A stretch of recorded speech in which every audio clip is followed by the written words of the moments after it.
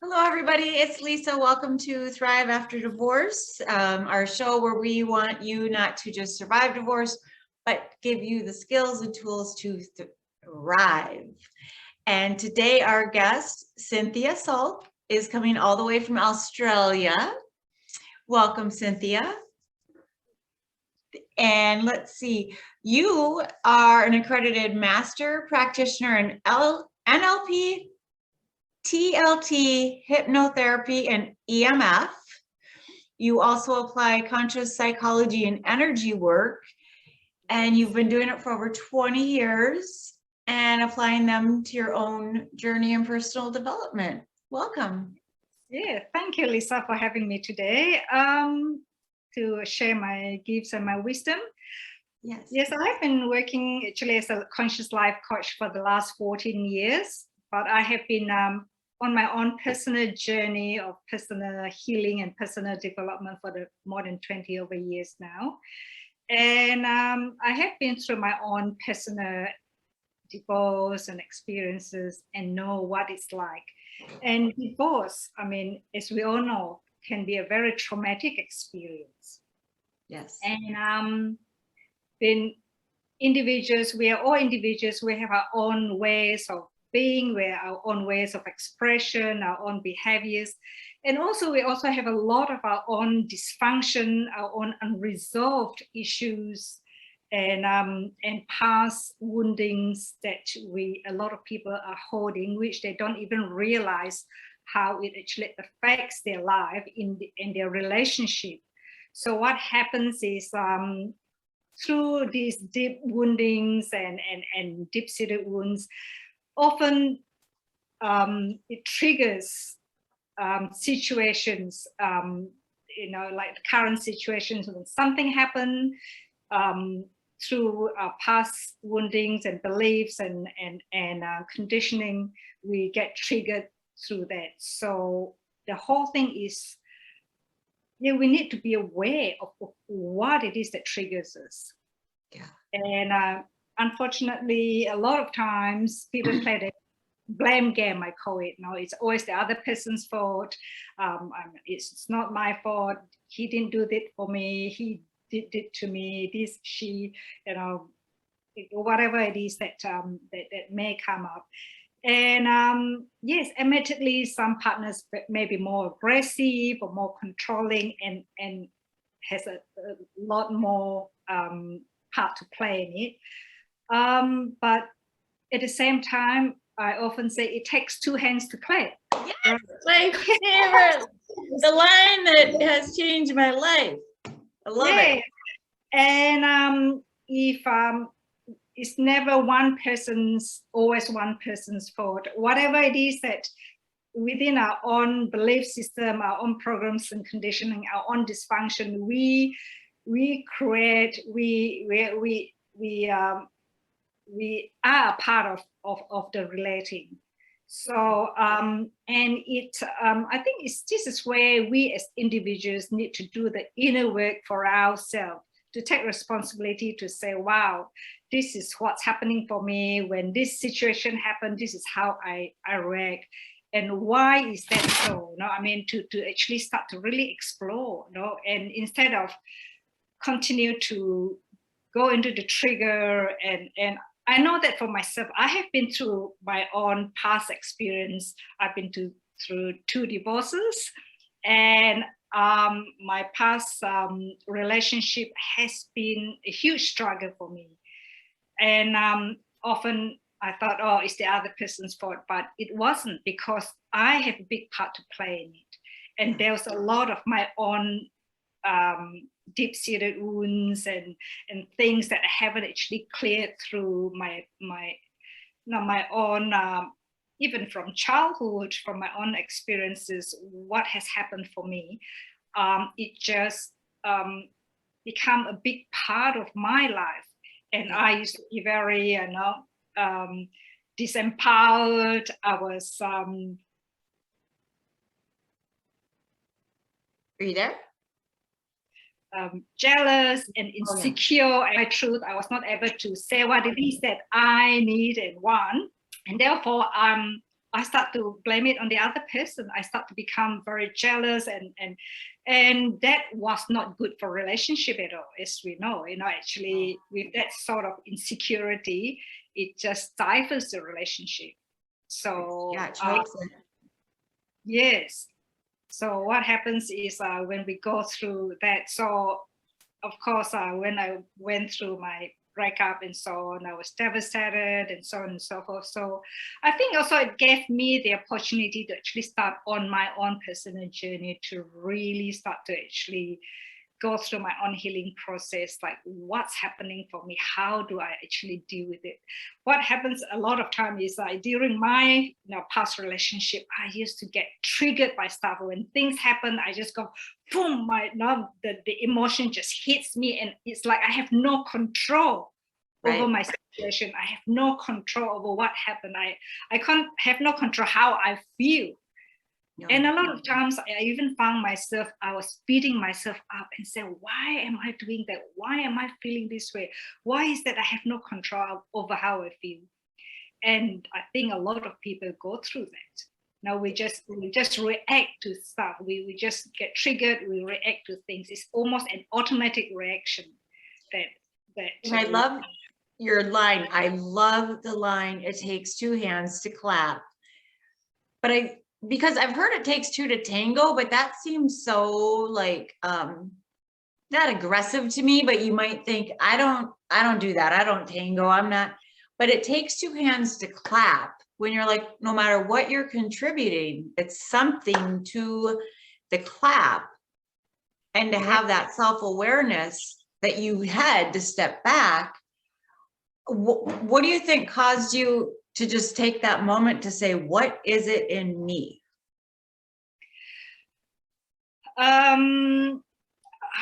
For me, it really is I was really dissatisfied with my own life. I was not able to move forward. Excuse me. I have had a lot of emotional, charge about things which I just have no control over. So I think my breakup in my last relationship really kind of got me to say I need to do something about it. And I started to actually explore into a lot of personal development work, like neuro-linguistic programming and timeline therapy, hypnotherapy. I went and did energy work, the electromagnetic field, body balancing. It's really working with the templates, really explore through a whole lot of different areas of work, and I think all of that kind of really helped me to actually start to really connect with my own inner wisdom, my own divine self, I call it, and my own higher self, to be able to work out what it is, and to be able to connect from the space of my heart to actually to get the healing to start happening. Yeah. And do you think that if people experience what you said, like that emotional charge, that's one of the key signs that it might not even be about what's in front of you? It's something that was behind you or buried inside. Yeah, it really is always about our what's happening within our belief system, or actually what I actually use the word the subconscious, because a lot of things that happen for us in the past, actually, especially as kids and as now when we are at a very young age, we have no control over our situation. No. And our past experiences really has a lot to do with how we actually behave and react to things when we actually grow up. It's almost like when you're, even if you're a little toddler, you're experiencing, your father beating your mom up and she was crying, and there's a lot of traumatic experience she's going through as a little infant, even though the infant might not understand what's happening, but the energy that the infant is experiencing, the emotional stuff that's happening, that's what the child would be, the infant would be feeling, and that infant would absorb a lot of the what's happening energetically. And as the infant grows up to be a child and so on, and if the experience is constantly being, if he or she is constantly experience similar thing, it begin to enhance more and more, and that child start to actually have, it's almost like a mechanism to actually protect himself or herself from what's happening through the parents. So all those past experience begin to form a belief system that the child may have, like if I do this, this is what I'm gonna get. Right. So or if I can escape this by doing this action, and they carry that into adulthood. Also, how like can I lying or cheating or something, some survival skill as a child becomes. Yeah, I mean, because there's like a protection mechanism for the child, because the child has no idea how to cope with the situation. No. So a lot of our past programs and conditioning and belief system plays a big part in how we run our life, in a current situation. Yes. So, and I think, people, we realize you go to counseling or therapy for your mind, but our body, there's a book, on trauma, I'm sure you've read it, but the body keeps the score. Like that trauma still is locked energetically. Absolutely. And we still can react without our mind. Like, just like if we touch a hot stove, we pull our hand away. Absolutely. And so we actually hold a lot of the traumatic experience through emotional, mental, in our body as well. So what happens is when people are constantly in stress mode, they keep being stressed and so on and so forth. It keeps building and building and building. It's like Bruce Lipton said. I like the way how Dr. Bruce Lipton described it. Like he says, our cells is either on a growth mode or protect mode. It can't do both at the same time. It can only do one. So when you're constantly in stress mode and so on, your cells is constantly trying to protect you, and while it's trying to protect you, not really growing. So, and the more traumatic experience and depression and whatever it is, stress that people go through, the more, your body starts to actually feel the stress physically, not just mentally and emotionally. So the more emotional, you see, we're run by our emotions, really. Everything is run by emotion. Our emotion, we're angry, we're upset, we want to feel happy or joyful. It's all emotion, it's all feelings. So we're all constantly working through our emotions. So people thought, oh, mentally I'm wanting something, but it also, why are you wanting something? Because emotionally it makes you feel happy, emotionally it satisfies you. So it always comes back to the emotion. So for me, I really always work very holistically. I work with the mental, emotional, physical, and also energetic. So because if you don't work through the emotional stuff, it continues to really lock you down in other areas. And also our body, after a period of time of being stressed, it starts to actually manifest into physical symptoms, like people might get certain health issues from that. Yeah, and you hear that a lot. I should say a lot, but somebody will have this very hard time in their life, and then you'll hear people say, and then she got cancer, like on top of it all, like after all this bad happened, then they get sick. Yeah, because through a lot of the traumatic experience or whatever, mental emotional stuff that people are experiencing, it starts to actually get lodged into your cellular system, unfortunately.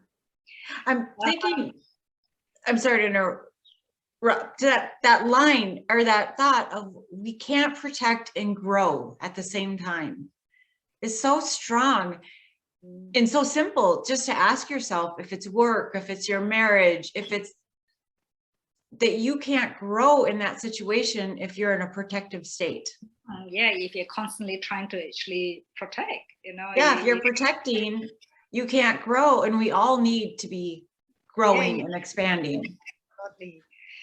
And and I think, yes, we've really is about us really become aware of what's happening. Excuse me. Can you get some water? Yeah. Yeah, to be aware of what's happening for us in each moment, really, because I think awareness is such an important part of our life. If we go through our life constantly just oblivious to what's happening, whether it's our mental, emotional, part, we just keep going. Some people say, "Oh, I'm just going to keep myself busy so I don't have to feel the feeling." Yeah. So I think this is where we can also start to talk about, how to thrive after divorce. Is like, we past. What happens is similar past process of past and present wounding.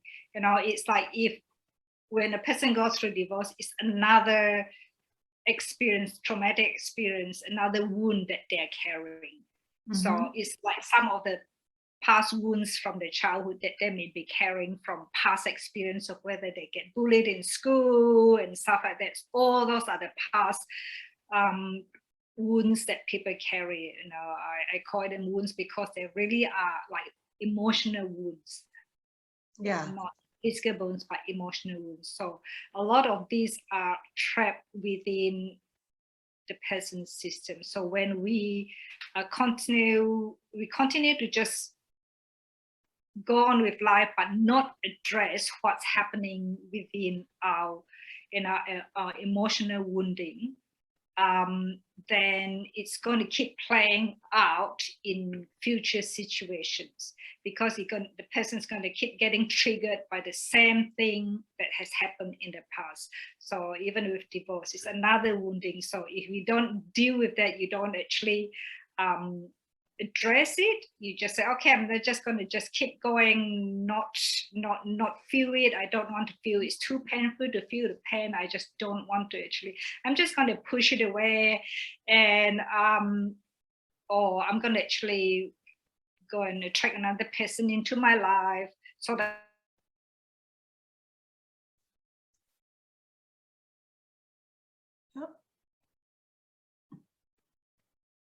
I don't have to feel that big hole, that big emptiness that I'm feeling, the emotional part of it.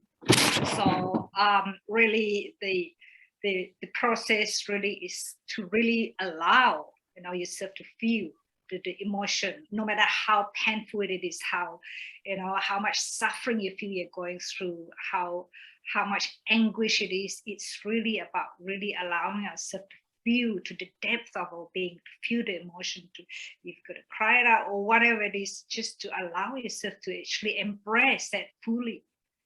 I mean, within our being, to actually allow, which is what I'm talking about, the grieving process that would be. Yeah. Do you think, does it usually hit you when you're in the situation, or does trauma itself usually come after we're kind of getting through the situation? Oh, it's a little bit of both, really. Some people, while it happened, they are in the depth of it. They can't think straight. They're angry. They're upset, and so on. And sometimes people might try to actually what's the word? To not feel it. Like some people might want to block it off because it's too painful.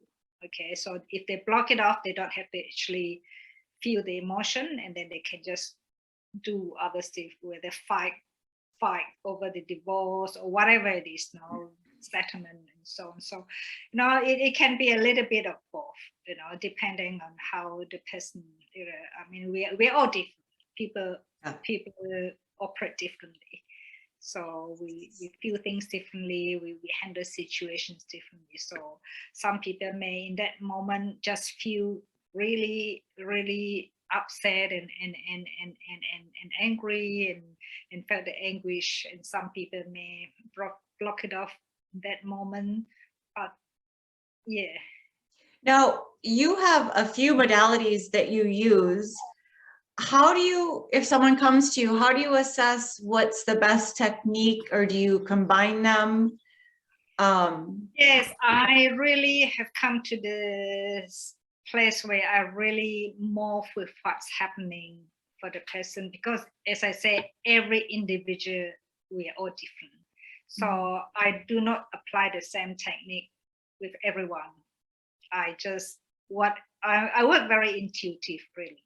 You know, whatever that person present at that moment, and I just felt, and for me, it's just the information will come through, and I just felt, okay, this is what I'm going to apply. So very intuitively. So I don't say, oh, I've got to use hypnosis for this, or I got to use NLP for that. It's kind of morphed into my own way, my own technique of working, doing it. And now for people listening, since we're talking about energy work and those things, can you do energy work over the internet, over Zoom, or does it have to be in person? No, I mean, everything can be done. A person can be at the other end of the world, and it will still work. Yeah. Okay. So with energy, I mean, energy is not physical, as we know. Energy is energy. Energy is everywhere around. It really is.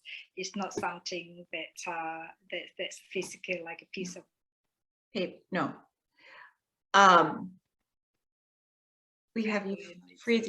I do know sometimes when I've said energy to people, some people can, especially now with the pandemic, get a little nervous about being in person or being touched, or they don't know what to expect with energy work. And so if we could clear up any of those questions, that like, it doesn't have to be hands-on body. No, it doesn't have to be in person. Definitely not, because energy, it really is, a lot of it is really holding the intention. I mean, energetically, we, like I say, we're energy. I mean, I had clients in the past many years ago, like often not only one client, but many clients that when I'm working with them here in Perth, and like one client, for example, her father is in Europe somewhere, I can't remember, Denmark or somewhere like that. And she had a lot of, a lot of traumatic, she had traumatic experience when her father left her when she was still a child. And because she was very close to her dad. And then, of course, her dad, once a year would only call her during Christmas time to actually speak to her, and never any other time. So it's a very, very, very traumatic for her. But because her father has gone to now had another relationship and so on. So we did a lot of the work, clearing through whatever it is that she's she was carrying on, like she was holding on to, and she was to the point that she doesn't even have a voice. I mean, she was not able to speak. I mean, and when I say not able to speak, not able to actually really speak, verbalize, or what it is that she wants. Even when she speaks, she was a little bit like nervous. So we were working through a whole lot of this, and it was a few after, probably just even after about 5 sessions, suddenly she rocked up to my doorstep one day and said, "Oh my God, you won't believe it. My father called me," and it was July time. I got a call from my dad, and he never calls me any other time except Christmas, right? And he talked to me and asked about my kids and wanting to take us on holiday. She said, "I can't believe it. How is that possible?" So, what I'm saying is that when you actually shift, work through your own, stuff or wounding and so on that you're holding on, you're actually energetically, you're releasing the the hold on those. And when she actually released them, actually it affects her, how her father felt about her. Yeah. There.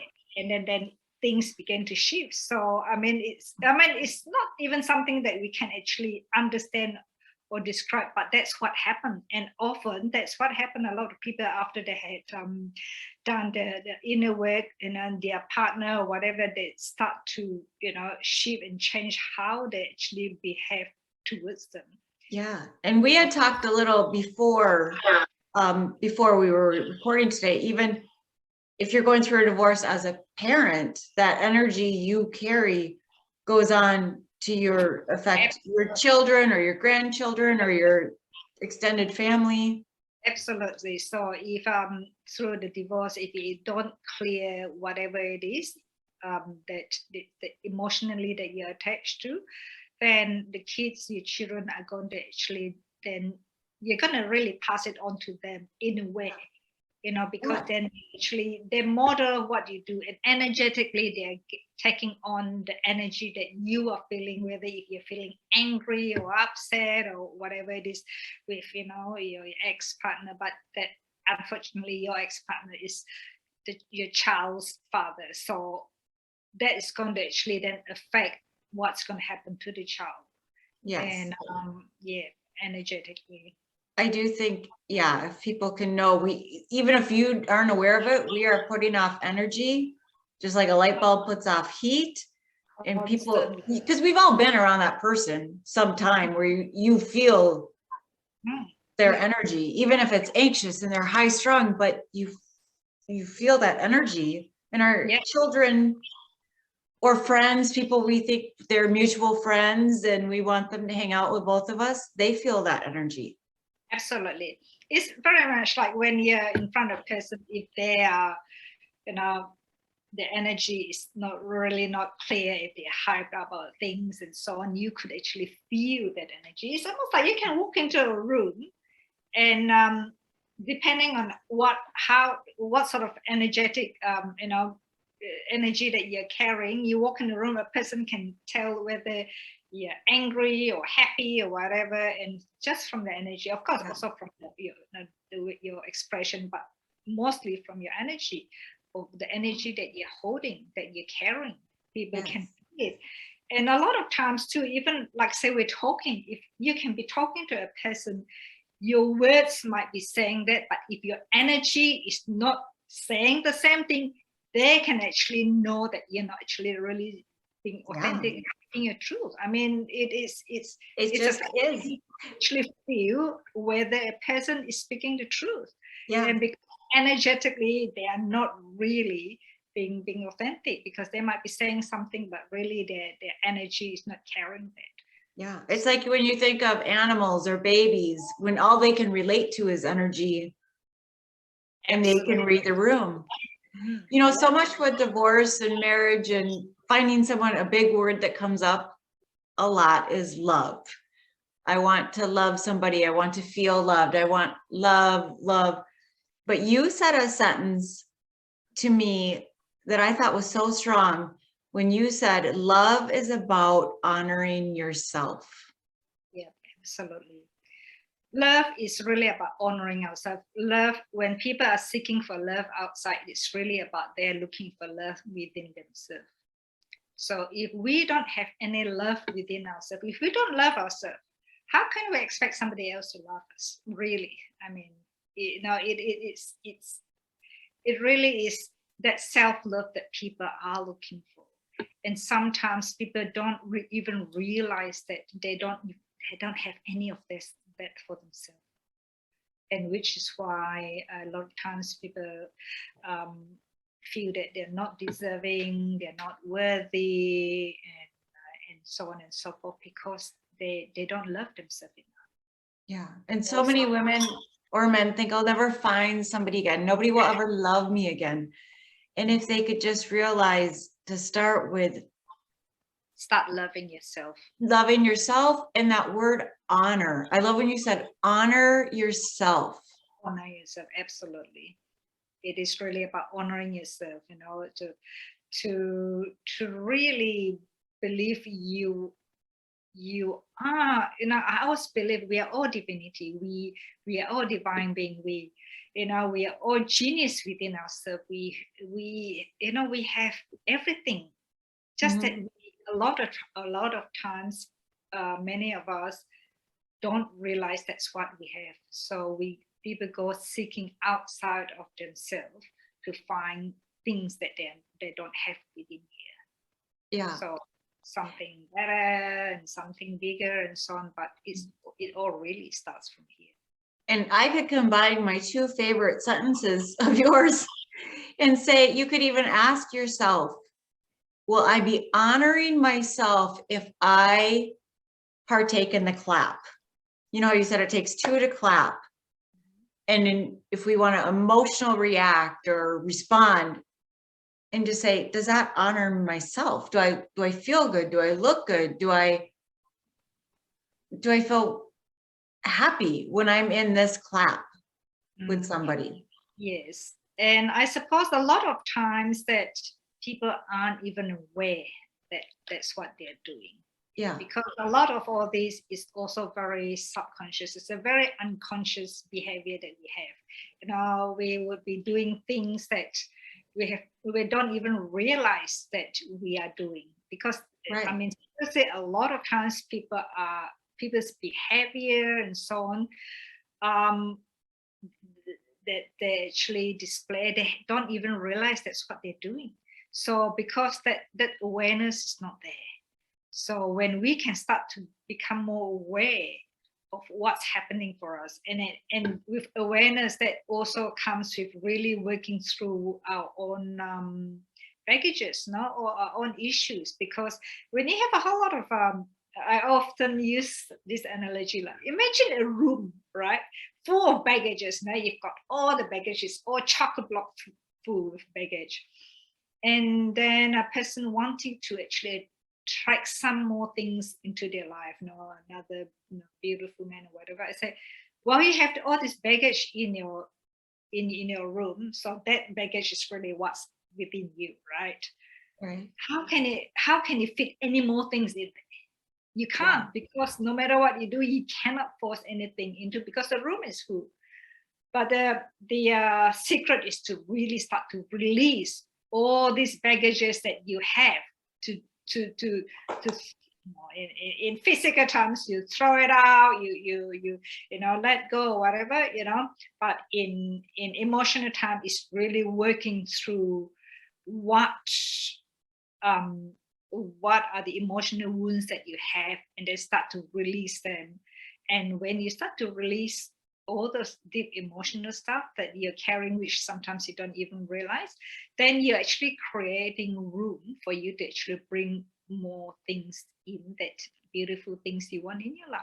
Because until you actually release, let go, heal, whatever you want to call it, I mean, then you can't actually have anything else. You can't invite abundance or love or whatever into your life if you are already so full of baggages. So we should really come back to really working through that process of self-healing and really letting go of what's stopping you from really living your true potential, from living your dreams, from having the family that you want, the partner that you want.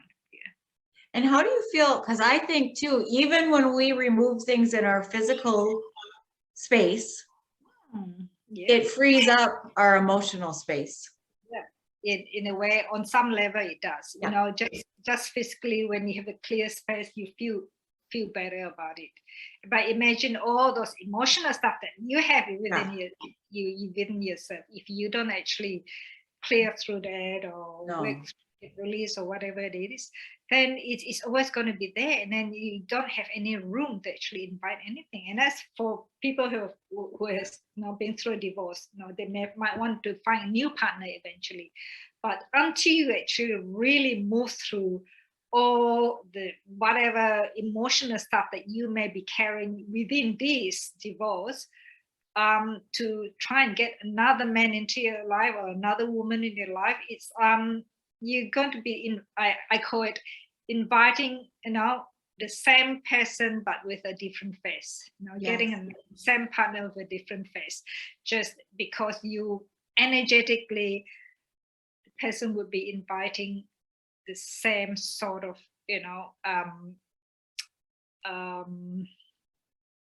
really, I mean, well, you're attracting the same thing because you're putting out the same vibration, you're in the same patterns, you're going to the same places. So it's like the same people with the same behavior, the same, you know what I'm saying, or not? It's just, and that's why sometimes people will go through a relationship, it's same sort of problem over and over and over, because and they can't understand why.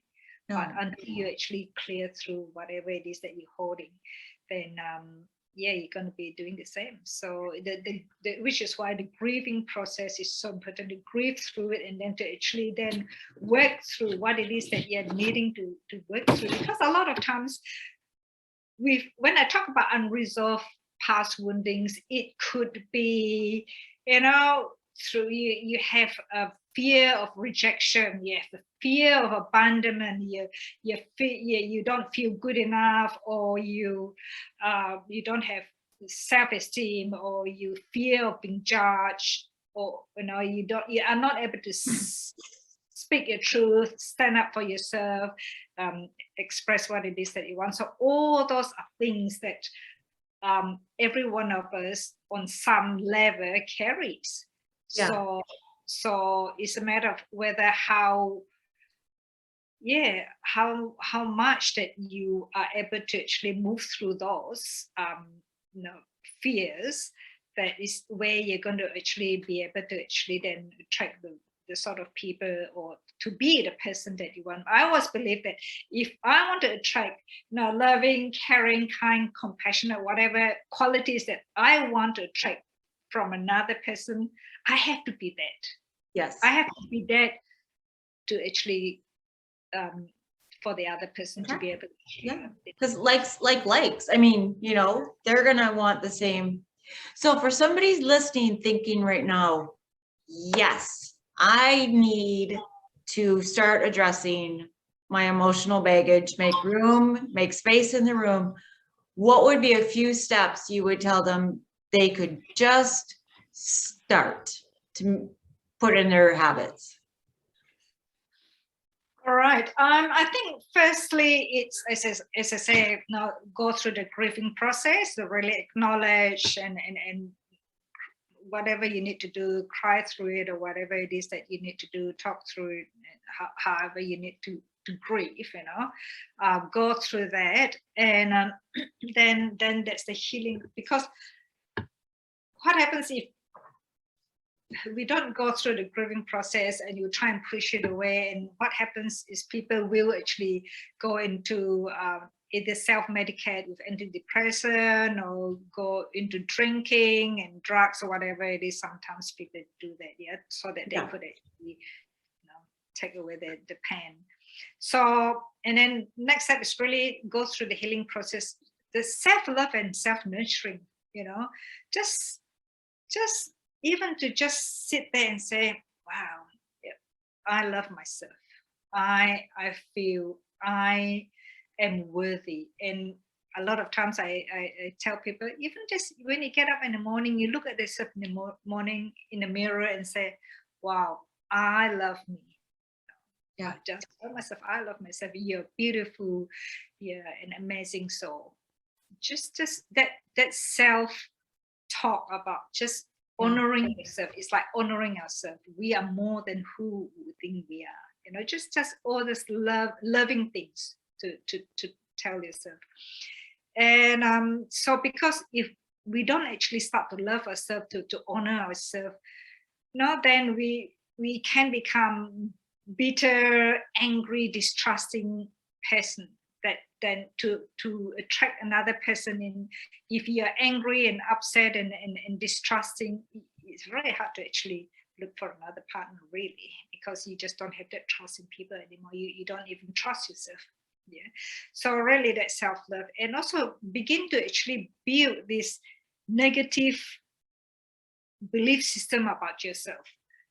you know, I'm not good enough, or, you know, because sometimes people have that belief system without even realizing that they do have that belief system. Does it make sense? Yes. And do you think too, taking note of things that consistently upset you, that maybe it's like, it's that different upset, it's like that instant, something triggers you so fast. Automatic reaction, I call it.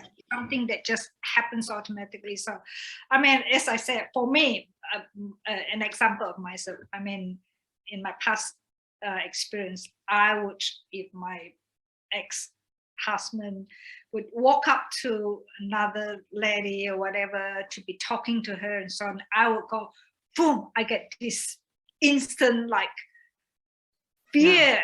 And it is such an unconscious fear, and I have no idea where that was coming from. All I know is when he did that, I just go boom, and I felt that fear, and I start to get really upset and jealous and so on. And as I say, I used to really beat myself out, and my ex-husband said, I don't know, I didn't even do anything. But I said, I don't understand it myself. I just felt so upset and fearful. I can't explain that. No. So what actually happens is, I mean, when I actually went through a lot of my own personal healing and so on, and I realized one of the things why that was happening is because I lost my mom when I was a teenager, and I never addressed that properly. When she died, I just didn't want to, I blocked it out really. Yeah. I was not even able to cry during her funeral. And I remember myself as a, teenager, oh my God, you're such a horrible child that you're not even crying for your mom. I had to shed crocodile tears. But what happened is I actually unconsciously block off the situation because it's too painful, yeah? Yes. So after that, many years later, I worked through, I was doing a lot of my own personal healing work. And I realized that just came, bang, fear of losing my loved ones, fear of losing my mom. That's what it is, that I had this unconscious fear, that jealousy that just hits me because I have this unconscious fear that I'm going to lose my loved one. When they do something, I'm going to lose them. But it's so unconscious that I don't even realize that. That's how powerful it was able to actually, lodge within my subconscious. So when I actually became aware of that, that's how I was able to then move on, be able to actually release that work through the healing process. Yeah. And that was phenomenal for me. Oh, I'm sure. So you don't keep repeating it with each person that you love. Yeah, no, now I'm on the other end. So we keep having you freeze. Can you hear me? Okay. Now, no problem. I don't. No, yeah. Once we solve it, it's usually within, and when we can go there and have the courage to go there, it really removes literal blocks.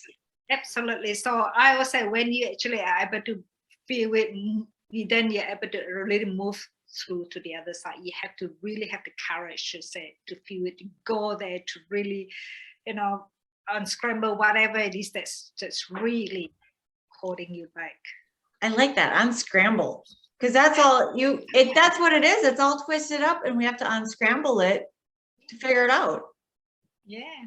So tell us about, I know you have the Dynamic Empowering Life Changes. Tell us about your company, where people can find you. I know you're in the process of building an app. Yes. Dynamic Empowering Life Changes is the business I have been operating since 2008, I think. So people can find me through the Natural Therapy website. And yes, I am building my own passion app at the moment, so which is going to also be working with people through whatever challenges that they may be wanting to address. So we'll have all your info listed, but when your app does come out, what could people hope to find on your app? What are you going to put on there? I'm going to it really is about some information about what they can do, and also there's going to be a hypnosis script there that's going to actually help them to actually start to really feel more empowered by it is about really reprogramming. I don't like the word reprogramming, but pretty much that's what it is doing. It's unscrambling or re-scrambling.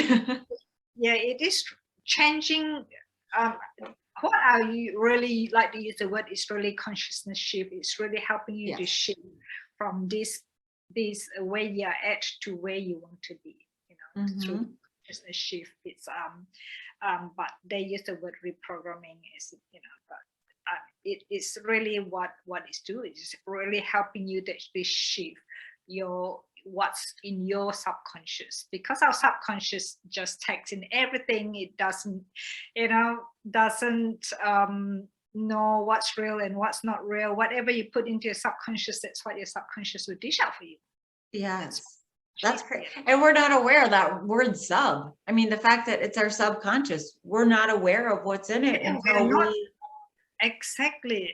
Most of the time, people aren't aware of what their subconscious is dishing out for them. No. And so therefore, it comes out in the behavior and comes out in the triggers and things like that. So really with the hypnosis script, is like a self-worth hypnosis script says start to help you to actually feel worthy about yourself, to actually love yourself enough. Yeah. I just had this thought as we were speaking that for people listening to this now, is there a way to really be aware of what's happening in your divorce or your new transition into your new life, so that we don't let things seep into the subconscious? Can we try to catch this before it gets there? Yes, the awareness is really be what's the word? Really, I think there's no quick way about going with things like that, as we know. It's really we need to really work through our inner challenges, whatever it is that we really need to go through the process of whether you're working with people, a counselor, or a coach, or whatever, or whether you read your own self-help. But be aware of your self-talk as you're going through it. Like if you keep telling yourself, I'm going to be alone forever, I'm going to be alone forever, nobody's going to love me. I'm just saying, try to... That self-talk, that's right. That's the other thing I was going to actually bring up too. Okay. That if you are constantly telling yourself that you're useless, now you're not good enough, you don't matter, you are constantly filling your subconscious with those meaning, because your subconscious will be listening to what it is that you're telling yourself constantly, that I'm not good enough, people don't like me, or no, I can't do this and whatever. So then you constantly building that into your subconscious. So the important thing is to start become aware when you start to think that, oh, okay, stop. No longer choose to do that. Now I'm going to say, I'm worthy, I am amazing, I love myself. It really shifting that belief system. Is the more we, like I said, the more you actually reinforce that, the more your subconscious is going to actually believe that about yourself. Yes, Cynthia. That's what I meant. Yes. Reinforcement. So the more you reinforce it, the more your subconscious is going to be. Yes. So when we're going, I would say when we're in a place of trauma or going through things, to not add more baggage to that room, be aware of your self-talk. Absolutely. Self-talk is very, very, very important to address, because a lot of people have a lot of self-talk within themselves that they not even aware that they're constantly telling themselves that. No. And I don't know if in Australia they say it, but here in America, you know, I mean, when I was little, we'd hear, if you can't say something nice, say nothing. If you can't say something nice, say nothing. But we don't use that rule on ourselves. Absolutely.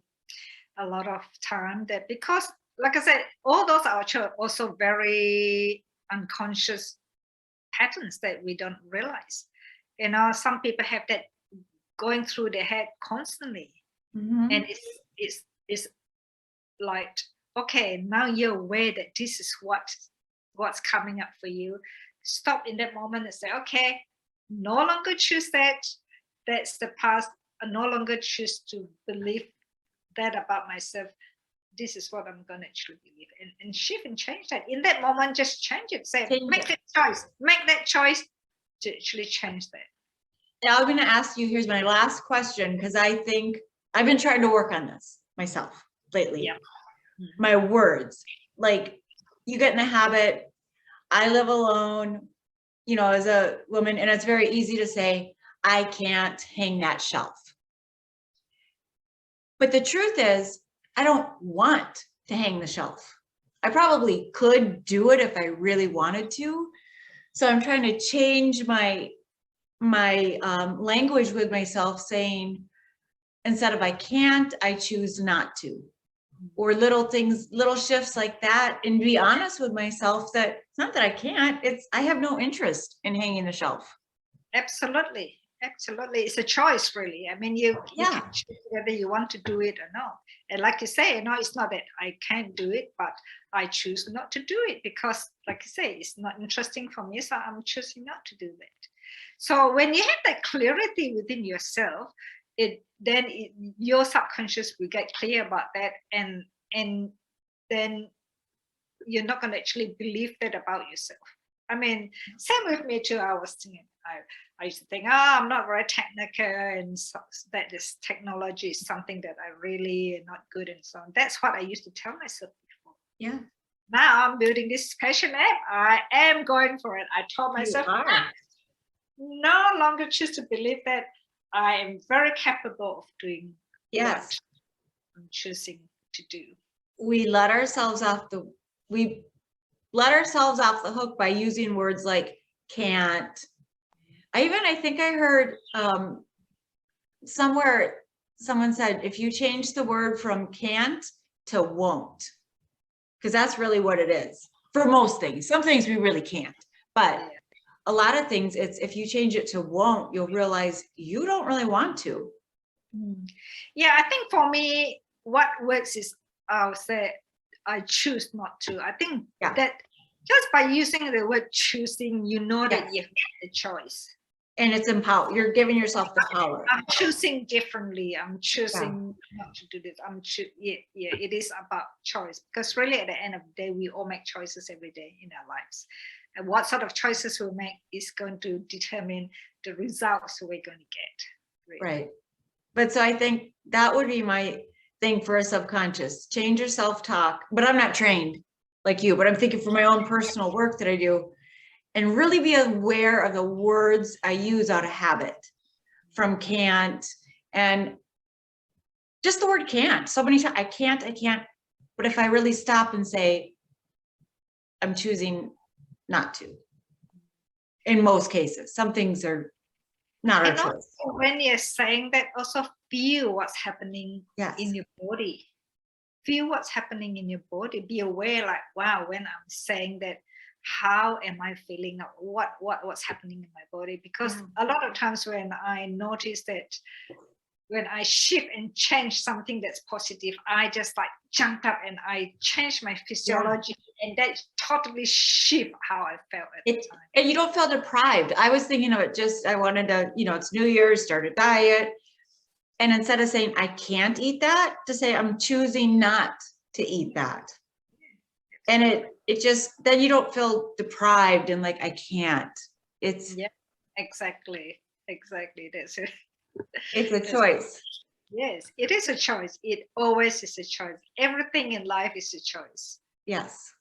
And that's part of doing this show for everyone. I want to give everyone the knowledge, the experts. I am bringing you to them. I'm bringing your knowledge to them. And the more knowledge, the more power we have, but the less excuses. Yep, absolutely.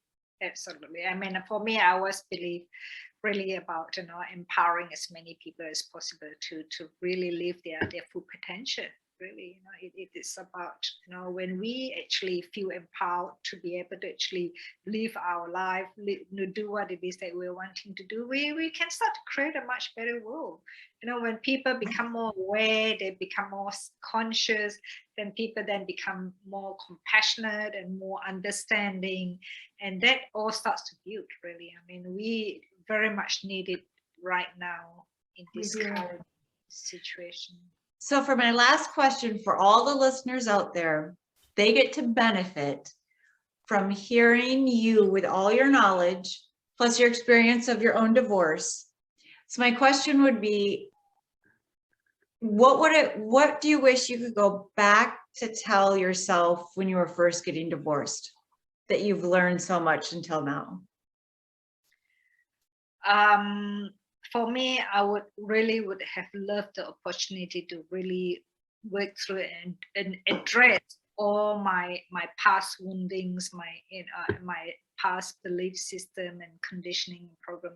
I would have loved to have the opportunity to have done all those things so that I didn't have to actually experience all this. I mean, like at the moment, I've got 13-year-old young clients, and I'm so grateful that they're coming to me now, because then they've got a whole future ahead of them to look forward to, that they don't have to go through all these patterns that that many of us had to go through, because we didn't know we didn't have the help to actually to work through that. And it is life-changing for them. It is something that's going to actually really benefit them, and also for them to become the example to their friends as well. Yes, you're right. We change the world, because if you're helping those 30-year-olds, they're going to be a different husband, parent, son, brother, sister, friend.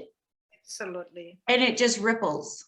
And really, I mean, really, all these things should be taught at a young age for people to really learn how to actually manage their life, how to resolve their issues and so on. Because these are life skills really all kids really should have, really. I know. Because and to wait till we're adult and have to go through all this is, it's not that it's too late, but why have to go through the suffering when we don't have to? I always believe that if I don't have to actually go through suffering, I would choose not to. Why would I want to? Right. Now, if we that we could actually help other people to be able to actually learn from that and not have to go through those sufferings, then that would be amazing. And it should be that each generation we teach the next one so they can go through it a little faster, learn a little, just the energetic, they should learn it a little faster. And so I would really welcome everyone listening to look you up, to look your work up, to think of how our energy affects our children, our siblings. I know, I mean, I'm 50 years old. I still affect my parents. We're always affecting everyone around us. Absolutely. And so by looking you up, they're going to change the world. Thank you.